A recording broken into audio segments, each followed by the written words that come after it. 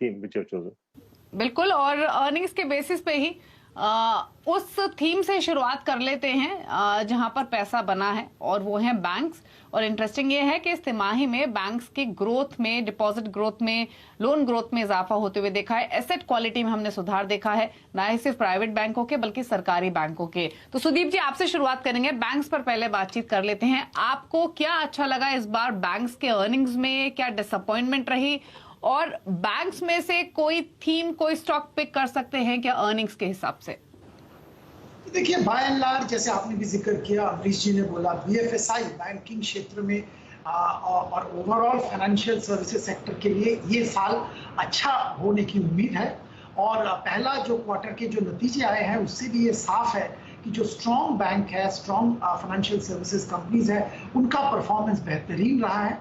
और इनमें से जो सबसे बेहतर परफॉर्मेंस जिन्होंने दिखाया है, देखिए एक्सपेक्टेशन इस बैंक के ऊपर बहुत था और उसके बावजूद उन्होंने एक्सपेक्टेशन हर पैरामीटर में बीट किया है, और यही इस बैंक के नतीजे का खासियत मैं मानूंगा। आईसीआईसीआई बैंक का मैं जिक्र कर रहा हूं, और हमने निवेशक को रेकमेंड किया था पहले भी और अभी भी रेकमेंड कर रहे हैं आईसीआईसीआई बैंक अपने पोर्टफोलियो में शामिल करने के लिए। जैसे मैंने अभी जिक्र किया, अगर आप एसेट क्वालिटी की बात करें, लोन ग्रोथ की बात करें, डिपॉजिट ग्रोथ की बात करें, मार्जिन्स की बात करें, हर पैरामीटर में इन्होंने बेहतरीन परफॉर्मेंस दिखाया है। इनके जो सब्सिडियरीज हैं वहां पे भी अच्छा प्रदर्शन का सिलसिला जारी है। तो सब मिला के हम लोगों को लगता है कि एक एस्केप वेलोसिटी ये बैंक का स्टॉक गैदर कर चुका है। परफॉर्मेंस बहुत अच्छा हो रहा है और आने वाले दिनों में भी मोमेंटम बरकरार रहने की संभावना है। क्रेडिट ग्रोथ जबरदस्त और भी इकोनॉमी में आएगा, उसका बेनिफिट आईसीआईसीआई को मिलेगा। जो ओवरऑल जो माहौल जो बन रहा है एसेट क्वालिटी को लेके, जैसे जैसे इंप्रूवमेंट एसेट क्वालिटी का देखने को मिल रहा है, वहां पे भी आईसीआईसीआई बैंक को बहुत बड़ा फायदा हो रहा है। तो हम लोग का उम्मीद है यहाँ पे खरीदारी जरूर की जा सकती है। तो आईसीआईसीआई बैंक हो सकता है डार्लिंग स्टॉक, और इनफैक्ट बाजार में जो हमने वॉल्टिलिटी देखी, करेक्शन आते हुए देखी, आईसीआईसीआई बैंक की ओर से कोई खास पार्टिसिपेशन इस पूरे में था नहीं। वो अपनी डायरेक्शन में अकेला चलना शुरू हुआ और उसको उसने मेंटेन भी किया, और अर्निंग्स में वो चीज रिफ्लेक्ट भी हो रही है। तो सुदीप जी का जो थम्स अप जाता है वो जाता है आईसीआईसीआई बैंक को, अगर बैंक्स की बात करें। अब एक सेक्टर की बात करेंगे जिसने पैसा भी काफी बना के दिया और इस साल की शुरुआत से डिसअपॉइंट भी किया, और वो था आईटी। हालांकि आईटी के अर्निंग्स के अलावा जो मैनेजमेंट की कमेंट्री थी अमरीश, वो कोई खराब नहीं थी। मैनेजमेंट अभी भी ये कह रही है कि एट्रीशन एक चिंता जरूर है, लेकिन डील्स को लेकर अभी कोई कंसर्न नहीं है, ना ही यूएस में ना यूरोप में। मार्जिन्स को लेकर भी उनकी कमेंट्री पॉजिटिव ही रही है, लेकिन उसके बावजूद भी हमने एक करेक्शन इस पॉकेट में आते हुए देखी है। अर्निंग से भी कुछ स्टॉक्स में तो डिसअपॉइंटमेंट भी हुआ है। तो आप क्या फेच आउट करते हैं इस बार आईटी की अर्निंग से, और यहाँ कुछ एक्सपोजर अर्निंग्स के बेसिस पे किसी स्टॉक में लेना चाहिए क्या? जब जिस सेक्टर में थोड़ा सा स्लो डाउन आता है, थोड़े क्वेश्चन मार्क्स आते हैं, then I think clearly the best stock to be bought in that stock like in that sector clearly उसका लीडर है, और यहाँ पे लीडर है टीसीएस। यहाँ भी हमने देखा है कि कंसिस्टेंट ऑर्गेनिक रेवेन्यू ग्रोथ देखा है, and industry leading margins of about 25% plus, double digit return ratios है, स्ट्रॉन्ग कैश जनरेशन है, हेल्थी पे आउट है। और जो एट्रिशन का हम लोग बात कर रहे हैं, attrition was a problem for the last 2 to 3 quarters, पर अभी मुझे लग रहा है कि attrition more less stop out हो रहा है, especially for the large boys.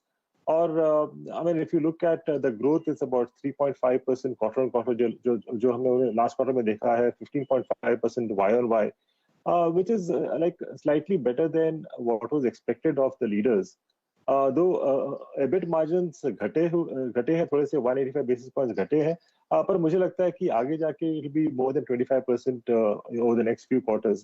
So I mean, I would surely suggest one to buy TCS, और यहाँ पे at least in the short to medium term मुझे लगता है कि levels about 3850 तक हो सकता है, पर this is a consistent gainer over a long period, so I think it's a very long term stock, should be there in everyone's portfolio.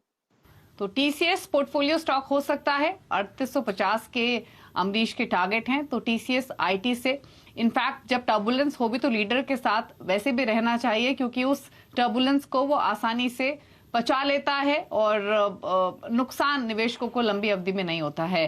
अब आगे बढ़ते हुए मेटल्स की बात कर लेंगे। और इनफैक्ट सुदीप आपकी राय लेना चाहेंगे, अगर पिछले 2 साल हम देखें तो मेटल्स में काफी पैसा बना है, काफी स्टॉक्स रिकॉर्ड हाइस पे गए हैं, उसके बाद करेक्शन भी आती हुई दिखी है। करेक्शन भी वाजिब थी क्योंकि चले भी बहुत थे, और दूसरी तरफ अब डिमांड कंसर्न्स चाइना की ओर से उभर रहे हैं, बाकी नेशन से उभर रहे हैं, रिसेशन की बातचीत हो रही है। तो ये तमाम फैक्टर्स थे जिसकी वजह से हमने जो मेटल्स की चाल है वो डगमगाती हुई देखी है, इंटरनेशनली भी और डोमेस्टिक मार्केट्स में भी। अर्निंग्स आपको कैसे लगे? अर्निंग्स में जो मैनेजमेंट की कमेंट्री आई वो आपने समझी होगी, क्या सेंस आपको मिल रहा है फर्दर अर्निंग एक्सपोजर के हिसाब से मेटल्स में, और किसी स्टॉक में एक्सपोजर लेना चाहिए क्या? देखिए, मेटल्स के बारे में मैं एक खास चीज बताना चाहूंगा। यहाँ पे वोलेटिलिटी हमेशा रहता है क्योंकि ये सारे ग्लोबली इंटीग्रेटेड बिजनेस है, क्योंकि जो मेटल्स का प्राइसेस बहुत सारी चीजों के ऊपर डिपेंड करता है। ये सिर्फ local demand, local supply, local issues पे नहीं डिपेंड करता है। जैसे आपने जिक्र किया चाइना की जो डिमांड है और ग्लोबल मार्केट में जो प्रोडक्शन है, ग्लोबल मार्केट का डिमांड है, इसमें वोलेटिलिटी देखा जाता है। चाइना में जैसे लॉकडाउन्स चल रहे हैं, जैसे इकोनॉमिक स्लोडाउन देखा गया है, ये सब के कारण मेटल्स के डिमांड में थोड़ा कमी देखने को मिला है, उसमें प्रेशर रहता है। इसके अलावा जियोपॉलिटिकल रीजन से बहुत सारे टैरिफ इम्पोज होते हैं। इंडिया की तरफ से भी तरह तरह के एंटी डंपिंग के लिए कुछ ड्यूटीज आते हैं, कुछ एक्सपोर्ट के ऊपर पाबंदियां आते हैं, तो वोलेटिलिटी बरकरार रहता है। तो मैं निवेशक के लिए यही सलाह दूंगा कि आप शॉर्ट टर्म के लिए इसमें थोड़ा सतर्क रहिए, पर अगर आपका नजरिया लंबी अवधि का है, मीडियम टू लॉन्ग टर्म है, तो यहाँ पे जो हमारे दिग्गज मेटल कंपनीज हैं, जैसे कि मैं टाटा स्टील का जरूर जिक्र करना चाहूंगा, बेहतरीन परफॉर्मेंस दिखा रहे हैं कंटिन्यूअसली। एसेट जो डेट इनका कंटिन्यूअसली कम हो रहा है। जो यूरोप में जो इनकी दिक्कतें थी, यूरोप के दोनों फैसिलिटीज, यूके का और नेदरलैंड का, दोनों फैसिलिटी में प्रोडक्शन ठीक ठाक चल रहा है, प्रॉफिटेबिलिटी वापस आ गया है, स्ट्रेस बिल्कुल कम हो गया है। नेदरलैंड में तो बिल्कुल ही स्ट्रेस खत्म हो गया है, यूके में थोड़ा बहुत कैश फ्लो का है, पर ओवरऑल बहुत अच्छा माहौल यूरोप के बिजनेस में, जहां पे दिक्कत था वहां पे है। डोमेस्टिक बिजनेस हमेशा स्ट्रांग था। Jamshedpur one of the lowest cost production centres in the world for quality steel है, और इसका बहुत बड़ा फायदा टाटा स्टील को मिलता है। तो हम लोगों को लगता है कि आने वाले दिनों में इंडिया में स्टील का डिमांड सिग्निफिकेंटली इंक्रीज होने की उम्मीद है। डोमेस्टिक डिमांड, जो इंफ्रास्ट्रक्चर स्पेंड होगा, जो प्राइवेट केपेक्स होगा, हर चीज में स्टील की जरूरत होती है। तो लगता है कि आने वाले दिनों में स्टील का डिमांड इसको ड्राइव करेगा, और Tata steel absolutely right position में है इसका बेनिफिट लेने के लिए। तो लंबी अवधि के लिए अगर निवेशक पोर्टफोलियो बना रहे हैं तो वहां पे टाटा स्टील होना बहुत जरूरी है। हाँ, तो एक चीज तो इनफैक्ट सुदीप जी ने जो कही वो बहुत इंपॉर्टेंट है, मेटल्स अब शॉर्ट टर्म के लिए नहीं है, लॉन्ग टर्म के लिए आप देख सकते हैं, इन्वेस्टमेंट के लिए देख सकते हैं, पोर्टफोलियो के लिए देख सकते हैं, और इसीलिए टाटा स्टील एक स्टॉक है जहां आप बाय करके चल सकते हैं। लेकिन अगर हम मौजूदा स्थिति की बात करें तो एक सेक्टर जिस पर सबकी नजरें आजकल हैं वो है ऑटोज, और मेटल्स ने काफी ऑटोज का मूड बिगाड़ा है क्योंकि स्टील के प्राइसेस काफी बढ़े पिछले 2 सालों में, उसका सीधा असर कंपनियों के मार्जिन्स पर पड़ा। कोशिश भी की प्राइस हाइक के थ्रू पास ऑन करने के, लेकिन फिर भी कंसर्न्स थे। अब एक तरफ कमोडिटी कॉस्ट का रिलीफ तो आ ही रहा है, और अगर हम अमरीश जी नंबर्स देखें, ऑटो के वॉल्यूम्स देखें, तो एक चीज तो क्लियर है, पैसेंजर व्हीकल्स की डिमांड अच्छी है, टू व्हीलर्स की डिमांड इंप्रूव होने की एक्सपेक्टेशंस हैं, कमर्शियल व्हीकल्स की डिमांड में भी इंप्रूवमेंट दिख रहा है। और इनफैक्ट पिछले 3-4 महीनों में स्पेशली जितनी भी बातचीत हमारी कंपनियों की मैनेजमेंट से हुई है, एक चीज तो क्लियर है कि प्रोडक्शन कंपनियां बढ़ा रही हैं, उसके बावजूद भी जो वेटिंग पीरियड है गाड़ियों का वो कम नहीं हो रहा है, क्योंकि डिमांड ही इतनी स्ट्रांग आ रही है। कैंसिलेशंस भी कंपनियों को करनी पड़ रही हैं अपने कुछ की सेलिंग प्रोडक्ट्स पर। तो ये एक अच्छा साइन, और शायद यही प्राइसेस में रिफ्लेक्ट भी हो रहा है, अर्निंग्स में भी रिफ्लेक्ट हो रहा है। TVS Motors all time high पर, Bajaj Auto all time high पर, मारुति काफी अच्छा चला है। तो अभी ऑटोज कितना लुक्रेटिव लग रहे हैं, प्लस अर्निंग्स कैसी लगी आपको, और आगे की एक्सपेक्टेशंस क्या है स्पेस से? देखिए, अर्निंग्स थोड़े बहुत वीक थे, but then I think everyone is expecting that, तो I think that is already discounted. और जिस हिसाब से विजिबिलिटी है इस स्पेस में, आई थिंक दैट्स एक्सीलेंट, क्योंकि like a company like Maruti, जो मेरा पिक है, वहां पे भी यदि ऑर्डर बैकलॉग देखते हैं तो 3,50,000 यूनिट्स का ऑर्डर बैकलॉग है। और लाइक लास्ट 2-3 क्वार्टर से जो इश्यू थे कमोडिटी प्राइसेस के, the commodity price are coming down, इन्होंने प्राइस हाइक लिया है, कमोडिटी प्राइसेस कम हो रहे हैं, तो क्लियरली मार्जिन्स तो श्योरली इंप्रूव होने वाले हैं। And for someone like Maruti जिन्होंने थोड़ा बहुत लूज किया था एसयूवी सेगमेंट में, वहां भी इन्होंने न्यू लॉन्चेस किए हैं. They have launched a new Brezza, grand Vitara launch किया है, मिड साइकिल में अपग्रेड किया है अर्टिगा और एक्सेल 6 का. तो इसका जो लाइक पॉजिटिव है, ये I think should come over the next at least 2 to 3 quarters if not more. और जो मारुति के लिए जो बिगेस्ट जो पॉजिटिव है, इनका जो नेटवर्क है, and it is very difficult to replicate a network जो इन्होंने लास्ट 30-35 ईयर्स में बिल्ड किया है. So clearly I think Maruti is the pick in the auto space. और मुझे लगता है कि we should at least in the medium to long term जो प्राइस टारगेट मेरा है 10,200 का है. और इनफैक्ट अभी ऑल टाइम हाई में जाने में समय भी है, क्योंकि 10,700 या 11,000 के नजदीक के कंपनी के ऑल टाइम हाई हैं. और जैसे अमरीश जी ने कहा, कंपनी का जो पूरा प्रोडक्ट पोर्टफोलियो है वो काफी अच्छा परफॉर्म कर भी रहा है. विटारा अब सितंबर फर्स्ट वीक में लॉन्च होगी, ग्लोबल अनवील हो चुका है, बुकिंग्स काफी स्ट्रांग आ रही है. रिसेंटली मैनेजमेंट ने ये कहा भी है. टोटल 15 मॉडल बेचते हैं, जिसमें से 9 मॉडल सीएनजी में भी आते हैं. तो कंपनी अपने सीएनजी पोर्टफोलियो को भी काफी स्ट्रेंथन कर रही है, और टोयोटा के साथ अब पार्टनरशिप के बाद विटारा भी कंपनी लेकर आ रही है. तो ऑल्टरनेटिव फ्यूल या फिर कहें जो इलेक्ट्रिफिकेशन वाली जर्नी है, वो भी मारुति सुजुकी की शुरू हो चुकी है, जिसका बेनिफिट मिलेगा. और स्टॉक 200 तक के टारगेट के लिए खरीदारी की सलाह अमरीश जी की ओर से आते हुए दिख रही है. तो मारुति एक पिक. ऑटो स्पेस से अर्निंग्स थोड़े कमजोर थे, लेकिन जो विजिबिलिटी आगे की है वो बहुत इंपॉर्टेंट है, और सारे जो नेगेटिव चीजें हैं वो ऐसा लग रहा है कि इन लेवल्स पर फैक्टर्ड इन हो चुकी है. तो ये पिक आपको मिली है अमरीश जी की ओर से. चलिए इसके अलावा एक सेक्टर की और बात कर लेते हैं, और अब चर्चा कर लेते हैं रियल्टी की. इनफैक्ट रियल्टी की बातचीत करने से पहले एक बार कैपिटल गुड्स पर चर्चा कर लेते हैं, क्योंकि सुदीप जी से उस पर राय लेंगे. ये कैपिटल गुड्स के अर्निंग्स कैसे लगे सुदीप जी आपको, स्पेशली ऑर्डर बुक के हिसाब से, एग्जीक्यूशन के हिसाब से, न्यू ऑर्डर फ्लोस के हिसाब से, और क्या की टेक अवेज रहे इस बार के अर्निंग से? देखिए, ऑर्डर बुक में तो कोई कमी नहीं है. ऑर्डर बुक तगड़ा ऑर्डर बुक सभी जो कैपिटल गुड्स सेक्टर प्लेयर है उनके पास है. प्राइवेट केपेक्स अभी तक इतना जबरदस्त पिकअप नहीं हुआ है, पर पब्लिक केपेक्स जो है, पब्लिक सेक्टर के जो एक्सपेंडिचर्स है, उससे इनके ऑर्डर बुक भरे हुए हैं. अगर आप इस सेक्टर में दिग्गज कंपनी का जिक्र करें, एल&टी का ऑर्डर बुक तगड़ा है. एग्जीक्यूशन में पिछले कुछ क्वार्टर्स में थोड़ी दिक्कतें थी, कोविड के टाइम बहुत दिक्कत था. अभी वो दिक्कतें कुछ हद तक दूर हुआ है, कॉस्ट पुश हुआ है, और उसके बावजूद जो एफिशिएंसी गेन हो रहा है, प्रोडक्टिविटी इंक्रीज होने के कारण, उससे इनका मार्जिन आने वाले दिनों में अच्छा होने की उम्मीद है. और मैनेजमेंट का जो कमेंट्री है वो भी यही इंडिकेट करता है. स्पेसिफिकली एल&टी की अगर बात करें, क्योंकि वो मेरा पसंदीदा स्टॉक है करंट लेवल पे भी, यहाँ पे खास बात ये है कि जो इनका जो वेस्ट एशिया में हाइड्रोकार्बन का केपेक्स वापस आ गया है, क्योंकि ऑयल प्राइसेस बढ़ गए हैं. इसके चलते यहाँ पे भी एल&टी को अच्छा ट्रैक्शन मिल रहा है. इनके जो सब्सिडियरीज है अच्छा परफॉर्म कर रहे हैं, और ये सब्सिडियरीज जो कैपिटल एलोकेशन पॉलिसी ठीक करने के बाद इन्होंने जो अनरिलेटेड बिजनेस से एग्जिट लेने का फैसला किया था, उस पर काम चल रहा है. वो भी इनको वर्किंग कैपिटल, कैश फ्लो और एफिशिएंसी गेन करने में सहायता कर रहा है. तो आने वाले दिनों में बहुत अच्छा टेलविंड एल&टी जैसे कंपनी के पास रहेगा.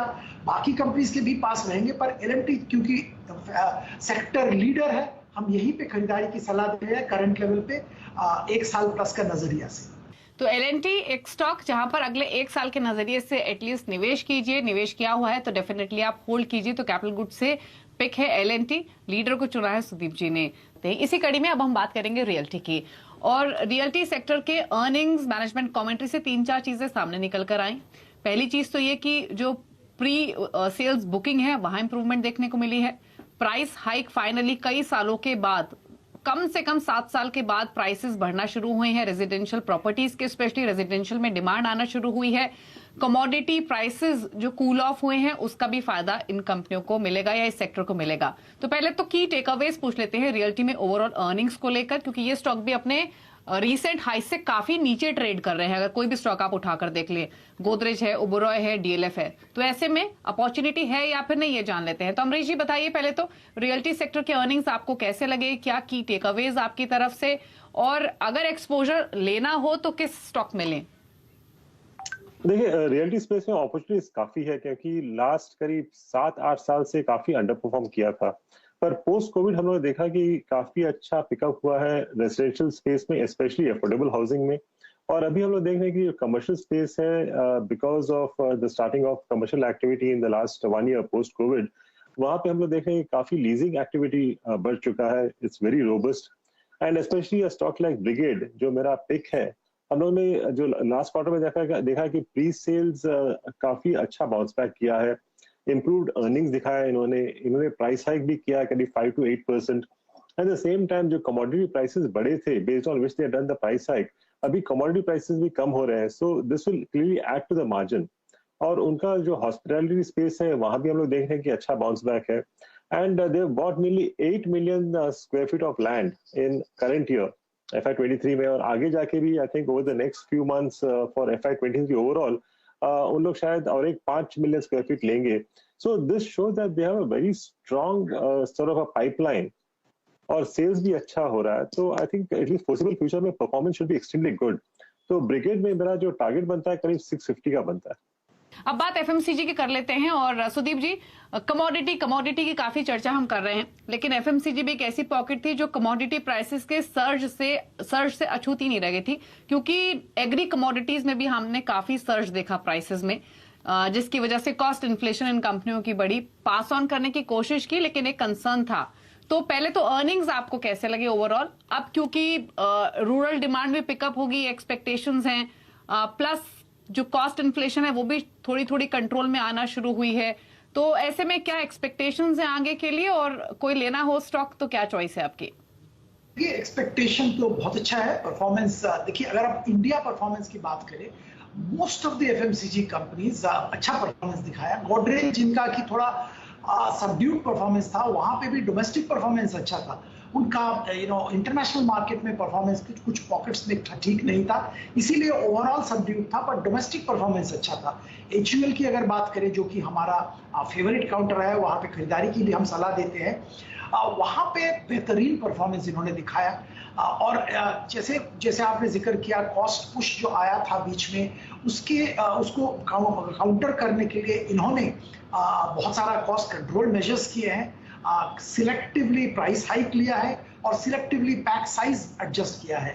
तो ये सारे जो कोऑर्डिनेटेड एफर्ट, इसके बाद इन्होंने अपना मार्जिन मेंटेन किया, ग्रो किया, और जो मार्केट का एक्सपेक्टेशन था उससे बेहतर मार्जिन प्रदर्शन किया। वॉल्यूम्स की अगर बात करें, वहां पे भी अच्छा खासा मूवमेंट देखने को मिला है, और उम्मीद यह है, जैसे आप जिक्र कर रहे थे, मॉनसून अच्छा होने के बाद रूरल डिमांड और भी पिकअप करेगा, और इकोनॉमी में जैसे जैसे और भी इम्प्रूवमेंट होगा, उम्मीद यह है कि अच्छा मूवमेंट वॉल्यूम में भी देखने को मिलेगा। तो एचयूएल में जरूर खरीदारी की जा सकती है। यहाँ पे खास बात और एक है कि जीएसके का पोर्टफोलियो, जो फूड्स का पोर्टफोलियो इन्होंने एक्वायर किया था, वो उसका पूरा अभी तक बेनिफिट एचयूएल नहीं उठा पाए। उम्मीद यह है कि आने वाले दिनों में उस पोर्टफोलियो का भी बेनिफिट एचयूएल को मिलेगा। तो बाय एंड लार्ज अगर आप लंबी अवधि के लिए अपना डार्लिंग पोर्टफोलियो बना रहे हैं, तो एचयूएल उसमें जरूर शामिल कीजिए। एचयूएल पिक कर सकते हैं एफएमसीजी स्पेस से। फटाफट से फार्मा की भी बात कर लेते हैं। अमरीश, आपको कैसे लगे फार्मा के अर्निंग्स, और कोई स्टॉक पिक करना हो तो क्या suggestion?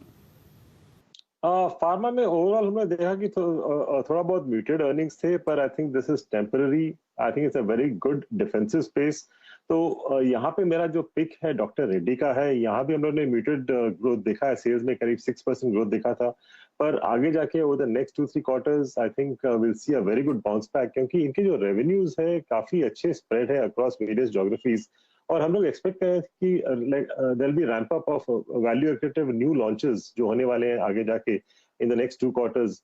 This will result in higher margins, और ये लोग बैकवर्ड इंटीग्रेशन भी कर रहे हैं नियरली 70% ऑफ द मॉलिक्यूल्स का, तो इससे भी इनके मार्जिन्स बढ़ेंगे। तो this is one stock which I will buy for long term, और यहाँ पे मेरा प्राइस टारगेट है करीब 5400 का। 5400 का टारगेट है डॉक्टर रेड्डीज में। तो ये चॉइस है अमरीश जी की ओर से। फार्मा में डॉक्टर रेड्डीज को खरीद के चल सकते हैं। तो चलिए, इस शो के जरिए हमने काफी सारे स्टॉक्स आपके लिए आइडेंटिफाई किए अर्निंग्स के बेसिस पे, क्वार्टर वन डार्लिंग्स के तौर पर, और इन डार्लिंग्स के साथ आप अपना पोर्टफोलियो क्रिएट कर सकते हैं, लेकिन ये सभी लॉन्ग टर्म इन्वेस्टमेंट के हिसाब से हमारे दोनों मेहमानों ने सजेस्ट की है। तो शुक्रिया अमरीश जी और सुदीप जी आने के लिए शो में, और हमारे व्यूअर्स की हेल्प करने के लिए, उनका क्वार्टर वन डार्लिंग्स के साथ एक डार्लिंग पोर्टफोलियो क्रिएट करने में। Thank you for being on the show. और इसी के साथ इस स्पेशल शो में इतना ही। नमस्कार।